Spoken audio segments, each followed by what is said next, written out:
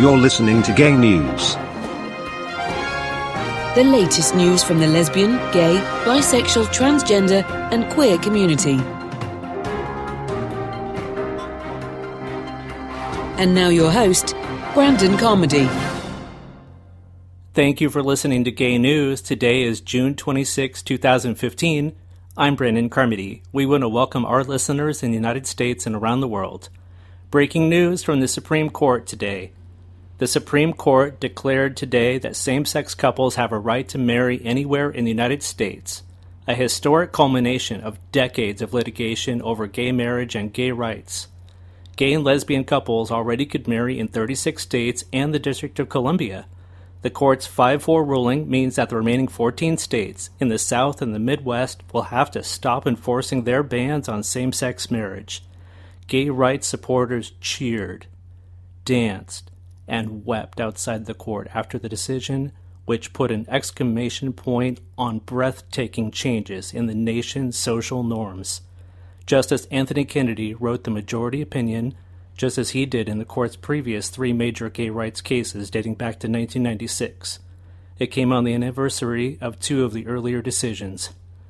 No union is more profound than marriage, Kennedy wrote, joined by the court's 4 more liberal justices.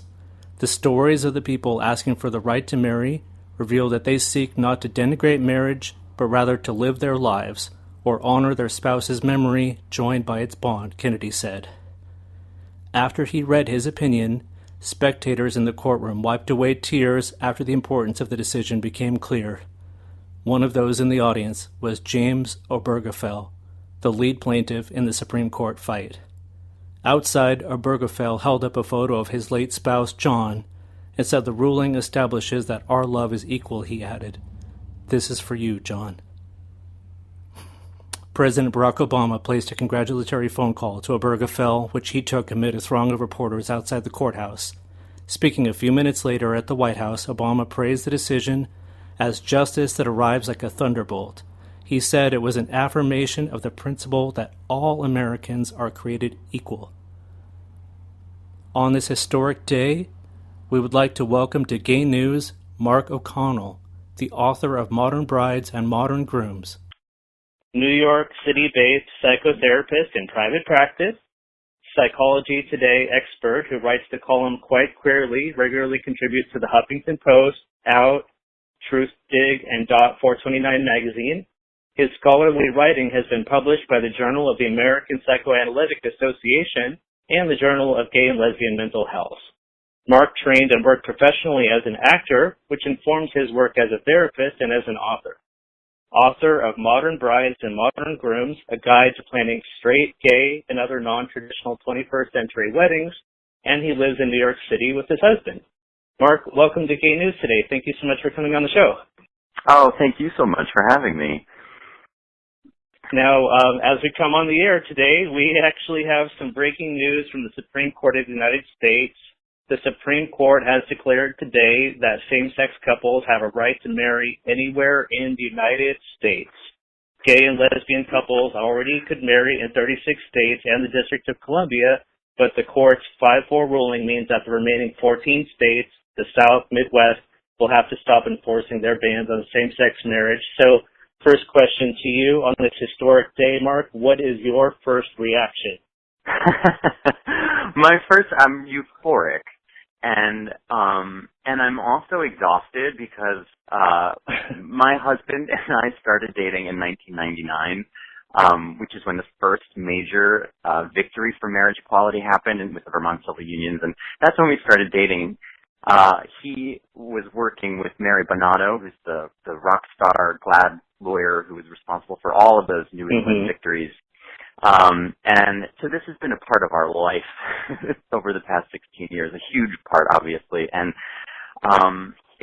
it's kind of like getting our PhDs after 16 years. You know, we're euphoric and I think a little exhausted, but, overjoyed. So yeah, our families can now, you know, it's like our families can now call us doctor. So you have to call us husbands across the country. So I'm incredibly thrilled about that. This is a big day. Now, Mark, what does marriage equality mean to you personally? And if you can put it into words, what emotions are you feeling in this historic moment? Oh gosh, joy. I mean, relief. A lot of relief. Marriage equality means truth. It means being able to live your truth and have it recognized. Which seems so simple, but it's incredible to for the law now to recognize and to protect our relationships that are so similar to so many of our straight friends whose relationships are recognizing marriages and their families, and to have that protection now and that recognition, really, that's just that simple recognition is really what it means to me, to have that simple story shared and understood. So that, I mean, it's so thrilling and such a relief. Equal rights, yeah, equal rights, not special rights. Exactly. We all want the same thing. We want to be recognized for who we are and whom we love, and we want to stay connected to our people at the same time, and to have just to be recognized and validated the same as everyone else. So, yeah, it's a great day. Did you think that we would get here today, or going back to the late 90s, did you think that we would get here at all? No, the late 90s I didn't. The year that we started dating, Justin and I, he was on the Real World Hawaii, and he had organized a marriage rally, march of some kind in Hawaii, and the producers, MTV, they didn't air it, which tells you where we were in the 90s. So no, at that time it felt like we were being closeted, even if we wanted to be out. So no, I didn't see this coming. So how do you think that this country will change? And do you have any idea, aside from what's all over your phone and TV right now, what kind of reactions we should be anticipating from supporters and the opposition? What are you expecting to see today? Oh, I expect to see a great deal of celebration. And I think the country is going to change. I mean, I think marriage equality began as a term for activism for rights for same-sex couples, but it's now it's a social practice. It affects straight couples, you know. And I loved Kennedy's decision, what he wrote, the right to personal choice. He said regarding marriage is inherent in the concept of individual autonomy. So it's about choice. And I think that is really, it's just a paradigm shift for marriage for all couples. And I think that, that's where the major change that I see happening. This affects everybody. Now, President Obama was literally live on the television speaking from the Rose Garden right before we began speaking. I've also learned that he personally called Jim Obergefell to congratulate him on this. And as we know, he was the plaintiff, and he is the LGBTQ hero of the day that brought this case. So this is the day of Jim Obergefell. Yeah, absolutely. No, it's incredible. So do you predict that it is now wedding season? Well, yeah, definitely. You mean as far as a couples therapist? I mean, certainly. Are you going to be very busy going forward? Yeah, I have been since my book came out with all kinds of couples, but certainly I hope now, and it's been so moving, especially to work with older same-sex couples who never even had the dream that a day like this would come in their lifetime. There's something so moving about that. They had already adapted and figured out a way to survive and to live together. And it's very moving to now work with couples who have the chance finally to get married. So I want to ask you about your marriage. So you live in New York City with your husband. So if I picture that in my mind, isn't that the Carrie Bradshaw dream come true?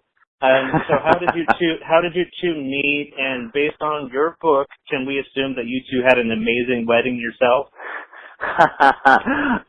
If Carrie and Mr. Big were committed before they moved to New York City, and if the government did not recognize marriage between sex columnists and billionaires, and if they spent 16 years of their lives fighting and waiting for their marriage to be recognized, yes, then it would be a Sex and the City story. It would be just like that. Okay. Yeah. But we met in '92. We were in college. We were 16. It was like Don't Ask, Don't Tell, DOMA 90s, and there was a lot of shame. It was pre-Glee, and we had a major falling out. The dean told him not to talk to me. I mean, it was awful, awful, awful. But again, I saw him on MTV, on The Real World, and 6 years later, and I wrote him a kind of love letter, and I thought he was talking about me on the show, and so I was a little narcissistic, and I wrote this letter, and we started dating, and 6 months later, I found out he wasn't talking about me, but 16 years later, no, he wasn't. But we've been, it says that there's something to be said for being wrong about these things 16 years later, which is something I write about in my book. So that's our story, and we got married quite a few times in the past 16 years. So I'm glad now we don't have to do that anymore. We're just unequivocally husbands. No more wedding planning, I see. No.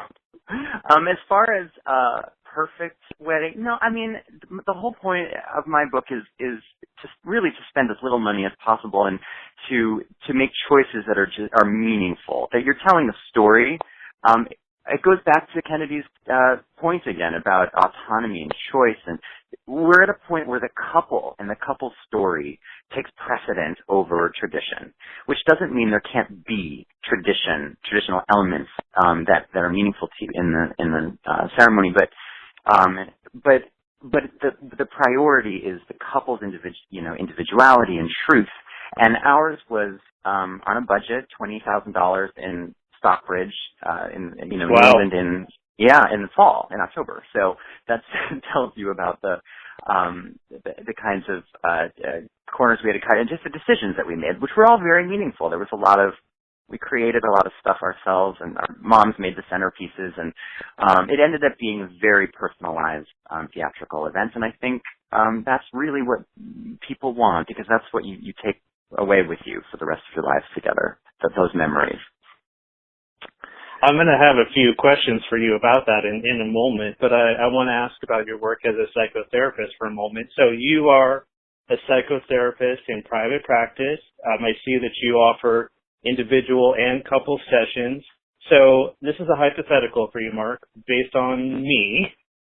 So, and you're under no obligation to fix me today, and I certainly haven't paid for it, but and this is something that I want to share with you and listeners, because this is how I relate to my fans and to the LGBT community. This is how I share parts of myself, but this is a true story.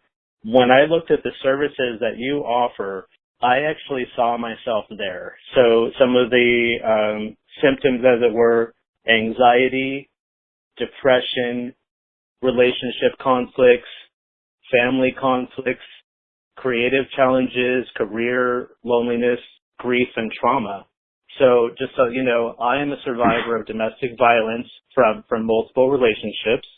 And there was one frightful day in 2003 where a lover violently assaulted me. Now, in my personal opinion, I believe that his intent was to murder me. The system did agree with me, and he did ultimately go to prison. So with all of that being disclosed, when someone comes to you for psychotherapy and identifies these types of issues, like my case, how would you first begin with them, or begin with me as a client? Oh my gosh. Well, I begin by saying I'm so sorry that happened to you. Thank you. That is horrific. You begin by creating safety, but it's ideally a safe space in which to heal and to develop a strong sense of self through talking. And so safety is important for any client, but certainly that's how I would begin in a case like this. And safety comes from talking about the framework of it, how it's going to work, this is a relationship, so it's going to trigger other relationships in your life, so we can get ahead of that and be prepared, and to be prepared to pace ourselves, not to go too deep too quickly, because that's a trauma, that disrupts your sense of trust. And the whole thing about trauma is that it's confusing. The brain can't catch up with what happened because it's too much. And so we would just want to, the safety is being explicit about that and understanding that it would be a process.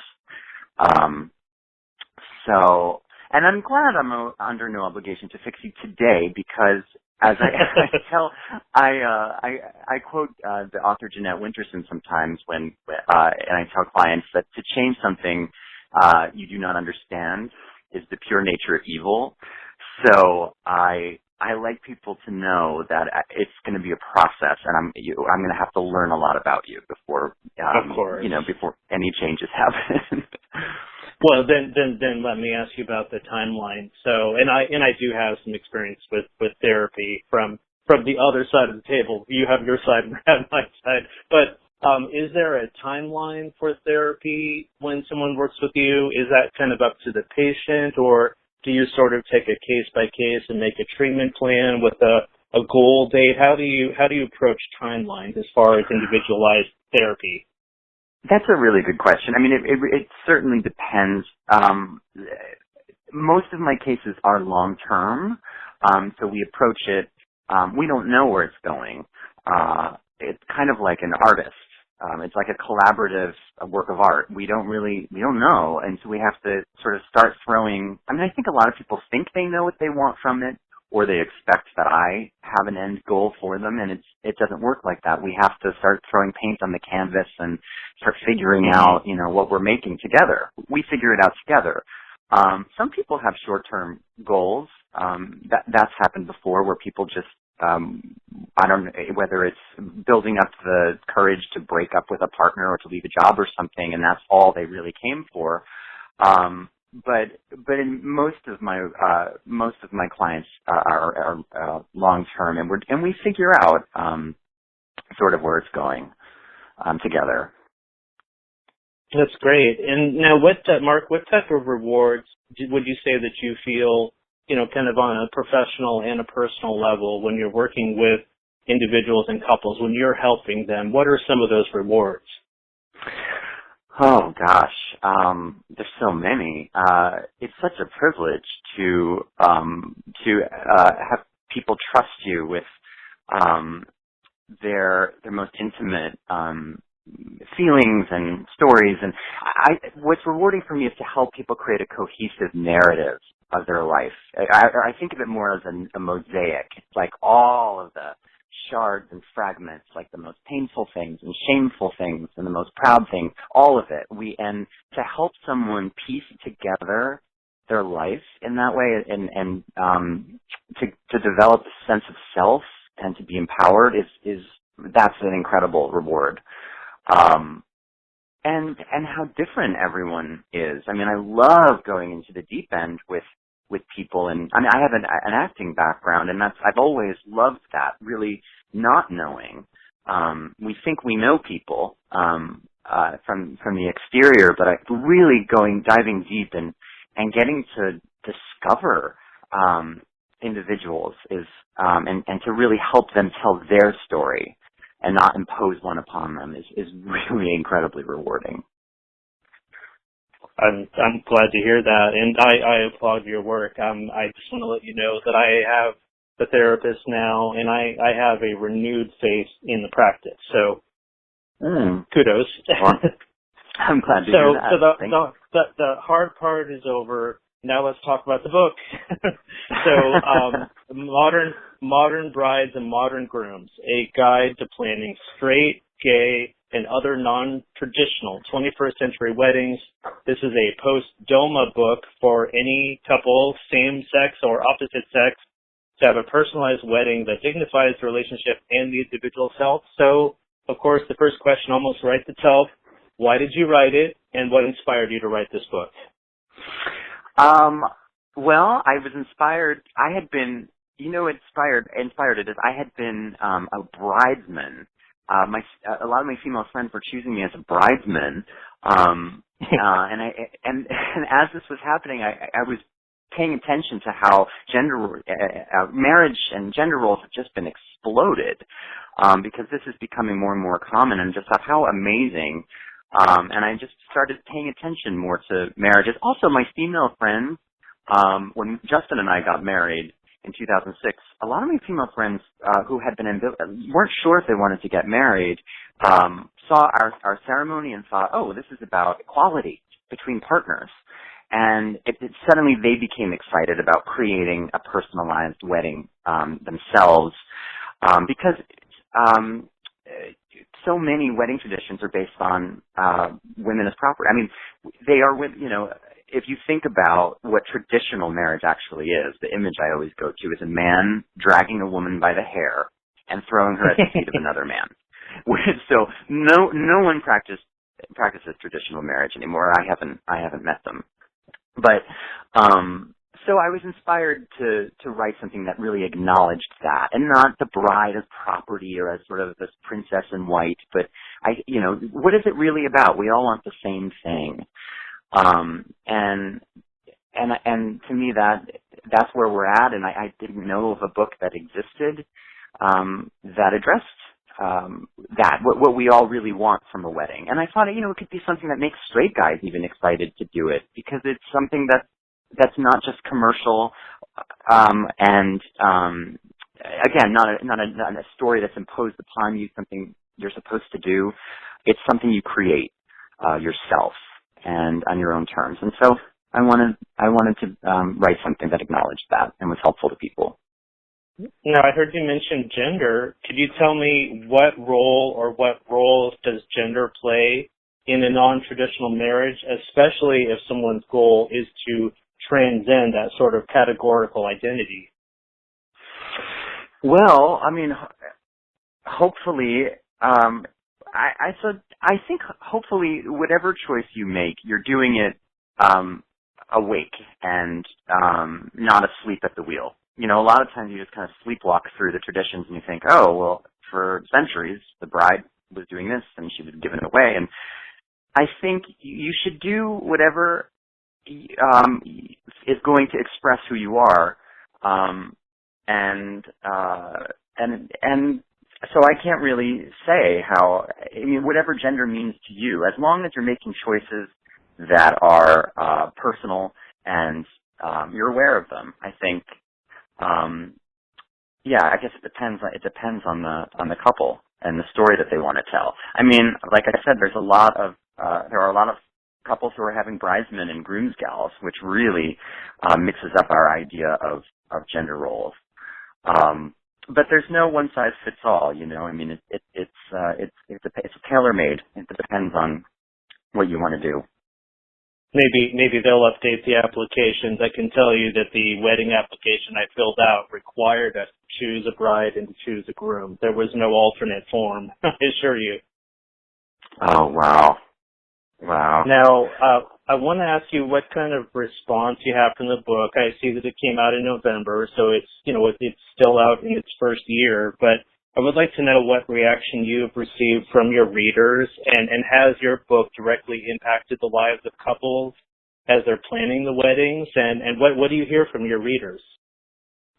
I've gotten a lot of positive responses. I hear certainly from same-sex couples who are relieved that there's something that addresses relationships and family relationships leading up to the wedding. I have a chapter called Queer Tips for from Traditional Relatives, and so which is all about finding a way to connect to these dictators and to really ask them about something queer in their life, something that maybe with their own wedding, in which an act of rebellion that they had to do, is to find a point of connection with people who seem to want to control you or not understand you. But I've heard from a lot of straight couples, women in particular, who are also relieved to have something that addresses, again, what the wedding is really all about. And I think people are responding a lot. I have a lot of relationship advice that I said, and even sex it comes up in there. I mean, a lot of stuff that doesn't come up in a typical wedding planning guide. So it's been positive so far. And my practice, I've had a lot more couples, straight and gay, since it came out. So. Oh, that's great. I see that you can cross pollinate as far as, helping with the counseling and the wedding. I get it. You can do multiple services, can't you? Exactly. Which and to me, that's what the wedding is. I mean, you're preparing for a life of creative collaboration together. So planning your wedding is really a step in that process. As far as emotionally developing your relationship, it's an important step in the marriage. It should be, and now I thank you so much in advance. I'm going to get so much free counseling and advice from you today. So in this next segment, which I call the longest kiss ever, Brendan's big gay wedding. So first of all, I have some bad news. We are about 11 years too late for helping to plan my big gay wedding. This happened in April 2004. But the good news is that I am divorced.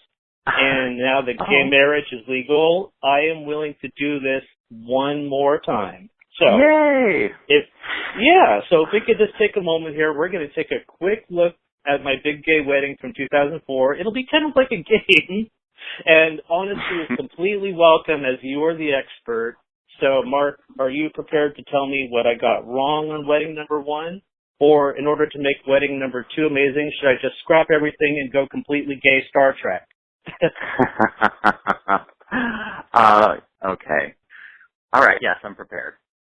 Okay. So I did it. I did take the plunge, and this was a very specific era in 2004. Now here's how our little piece of gay marriage history came about. 4 out of 5 Portland City Commissioners basically had a closed-door meeting thinking about offering gay marriage licenses in Portland, where they deliberately and specifically did not invite the conservative member number 5, as we shall call him. And on a Friday, they just magically started offering gay marriage licenses to same-sex couples. It came out of nowhere. Portland exploded. I literally haven't seen that many live news helicopters flying over the same location since they were chasing OJ and the Bronco. Oh, wow. Wow.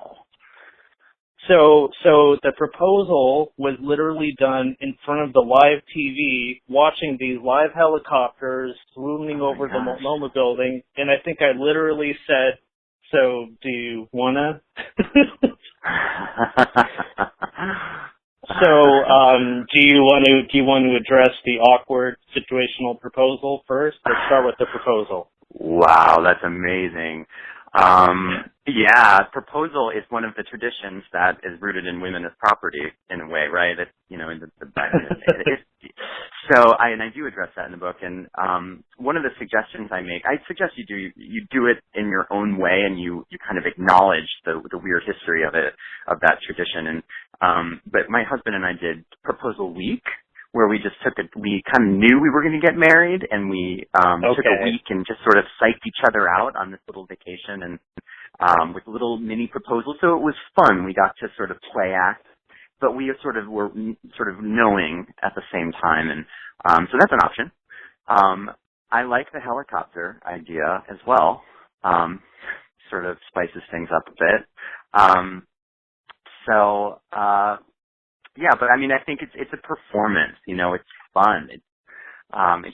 It's exciting, and I think as long as you don't sort of constrain yourself to just the tradition of the diamond and the half a year's salary, I think that's pretty old and tired. Yeah, it certainly defeated what I always saw as the Hollywood picturesque one knee, but of course that's the that tradition goes with men and women. So flashing forward, we did get engaged. My family was kind of sort of on board with it.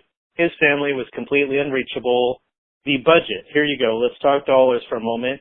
Budget was less than $1,000 that we had of our own. We knew somebody else might be a factor, but $1,000 of our own. So my mother saw a gay minister on the news who was basically performing weddings on the step of the Multnomah building, literally right as the couples were running outside with their licenses, because there was this rapid legal challenge from the far right, and it was a race that the rug could be pulled out from people at any time. So I did make contact with that man. Incredibly, he agreed to host our wedding in this beautiful traditional church for $0. That was the first big win, was securing the venue. So here's my venue question for you. How can a venue be problematic for the would-be couple, Mark? Like, for example, in my case, I got married in a traditional church that I believe in, but I married a non-religious partner. So tell me about how venues can be problematic. Oh, well, that's a great example. I mean, you want it to reflect both of you, I think, and to serve the story that you're telling about your relationship on that day. So you want to include people in your world, in your home, in a way. And actually, specifically, I have a friend who actually got married in her apartment, who took that very literally, and all of the gifts were, silverware and vases, which is a beautiful thing because, every time they use a fork, they think about that day and how beautiful and meaningful it was.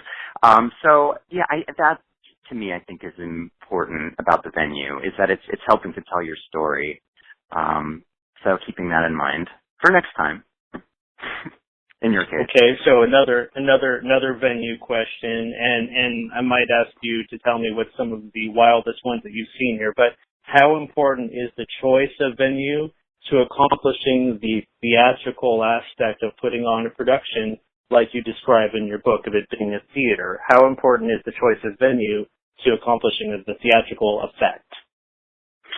I think very important, but that some of the greatest theater is just, I think the Sweeney Todd I saw on Broadway years ago was just, the actors and instruments and flashlights, and it can be very simple, and still have a theatrical effect. But you wanted to make the choice, and ours was we had this kind of American Gothic or American Gothic. I think we painted our images like the American Gothic painting, and that was the sort of emblem of the day, and we put it on our programs, and we chose this very small. We had a very small wedding, small bed and breakfast. It was kind of Jane Austen. There was like this Jane Austen sort of sitting room with a fireplace and a piano, and it just went with the very simple kind of aesthetic we were trying to convey. And so again, I think it's very important. It helps people get a cohesive sense of the story you're telling about who you are and what you're celebrating. Excellent. Now, when we met with this minister at the church, I want to let you know that he immediately raised some concerns about how young we were, and more specifically about how young my sort of Twinkie fiance was, who was like 19 at the time, and I was already 26. So what he suggested to us was that we meet with him for some form of relationship or couples counseling before he would even agree to marry us. So the question for you, I noticed that you recommend emotional relationship counseling for couples prior to marriage. I'd like to ask you, why is this so important? And was our minister just doing his due diligence by flagging us right off the bat as he did and recommending the counseling? Well, I don't know what he was thinking. I mean, I don't think of it as far as, I think it's helpful for any couple. So I don't know if it's about diagnosing. I don't know if it's about a red flag or anything. Okay. But I think it's important to think of to get ahead of the fact that marriage is a process. That you're always going to encounter speed bumps, and you must. You're always going to be in conflict in some way because you're just different people. We've learned that relationships have evolved And we have learned that conflict is a good thing. You know, it's not just about, you know, living in a smiley airbrushed picture or getting divorced. It's about conflict. Right. So we know that it's going to happen. It's about how we recover and learning that bringing in a third party who is a professional and not a friend or family member, because that's I see. You know, because you're going to end up doing that anyway, and you're going to piss off a lot of people. But, right, you don't want to alienate people. But I don't know why I find that so funny, but go on. But we've all been there. But yeah, so I think it's a great precedent to just know, like, oh, we've done this and we'll do it again. We should do it again. That's how we expand as individuals, is working through those conflicts and getting help, and we become very sort of versatile actors in our marriages in that way. Okay, so I'm going to be asking you about family. So first I'm going to tell you what happened, then we're going to get to the family aspect.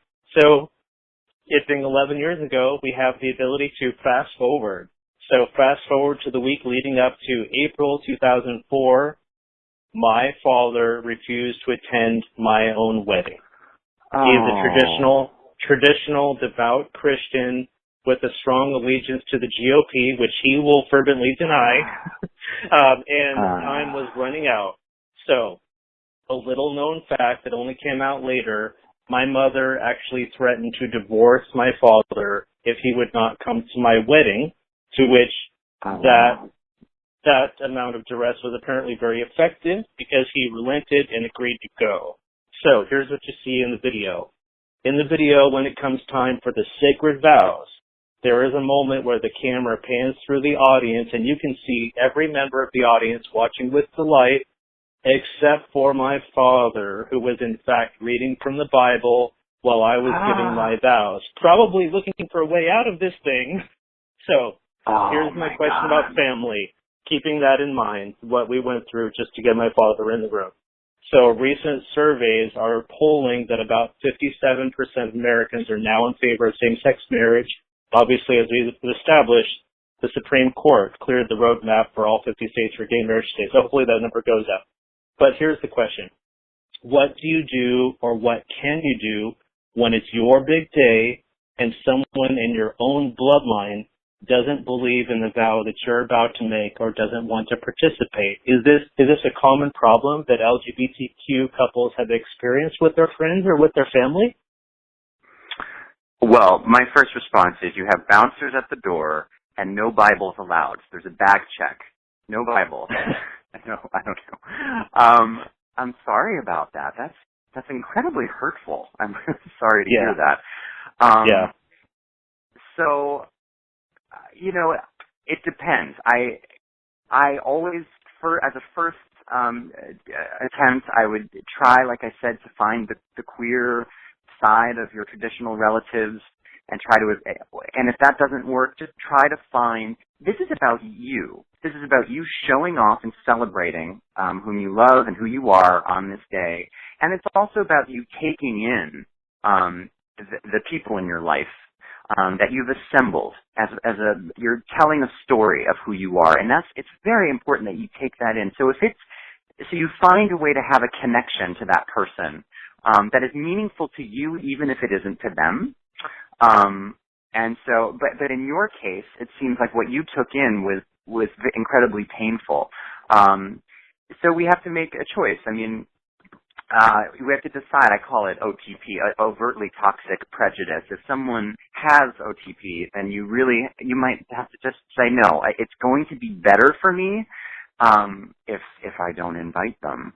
But these are very tricky things to navigate, and I give a lot of different anecdotes from different perspectives, different couples, interfaith couples, interracial couples, all kinds of couples, same-sex couples, who have navigated that issue in different ways. I'm not surprised, and I actually neglected to mention that my partner at the time, certain members of his family relented and didn't go. So there was actually a little bit of that on both sides. But I'm just wondering if you've heard any stories on a personal level from other people who had close friends or family that didn't support the LGBTQ wedding day? I mean, is there something you've heard of before?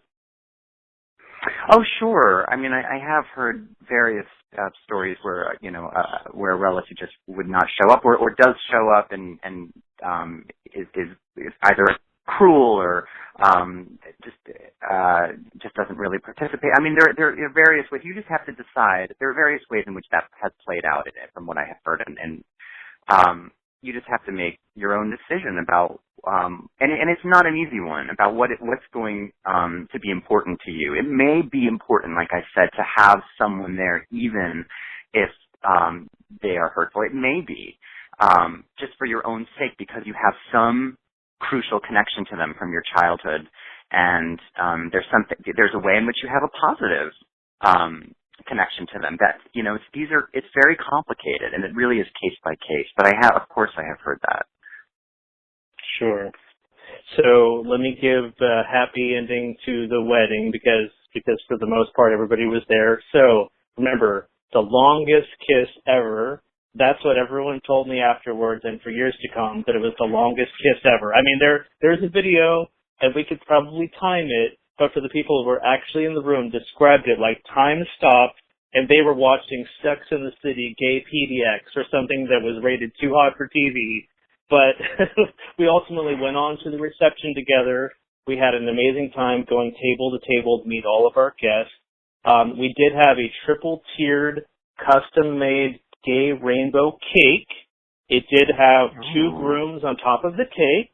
And as far as my warm memories of that day, it was perfect in its imperfection. So my simple question is, what could I do differently next time? I mean, just to let you know, I'm willing to go as either Commander Riker or Troy, or if we really want to keep this thing gender neutral, I'll go as a triple. Okay? You really want the Star Trek wedding. I think we're getting somewhere. You want it. I think you should go for it. Part of me thinks that things might have worked out the first time if I had just done it that way. But that's how I work. You've got to listen to these dreams. Dream first. Actually, start with the Star Trek wedding if that's what is inspiring you. And you can always. I'm serious. I even have a whole chapter on. I call it the term dream hostage negotiating, because you have these big dreams that they motivate you. And I encourage you to dream as big as possible at first, and then reality takes your dream hostage. So then you're in this process of negotiation. So you might be able to get some of that, that triple wedding fantasy. You might be able. I mean, there might be elements. It could be the party favor that you give to people. Isn't that the furry thing from Star Trek? It is. Furry, right? It is, and it's technically the size of like a gerbil or whatever. But there are furries out there. I'm sure I could borrow. But anyway, I digress. Mark, I am so thankful to have shared this moment with you in LGBTQ history with you. I think Me that this is a momentous and joyous day in gay marriage history. We've waited so long. You have waited so long for this day to arrive, and for this to be upheld by the Supreme Court, flanked by President Obama, the first president of the United States to openly support gay marriage. So, to you, sir, I give the floor. Do you have any final thoughts you want to share about this special moment in our history? Oh, wow. Thank you. And thank you so much for having me. I share those feelings with you. And, the final thing I want to say is it's so clear that we are all more alike than we are different. And including when it comes to marriage, we want to be recognized for who we are and who we love. And that's, we all want the same thing. Mark O'Connell, author of Modern Brides and Modern Grooms, A Guide to Planning Straight, Gay, and Other Non-Traditional 21st Century Weddings. We thank you very much for coming on Gay News today. Best of luck to you, Mark. Thank you. Oh, thank you, Brandon. Have an amazing day, Mark. You too. Take care.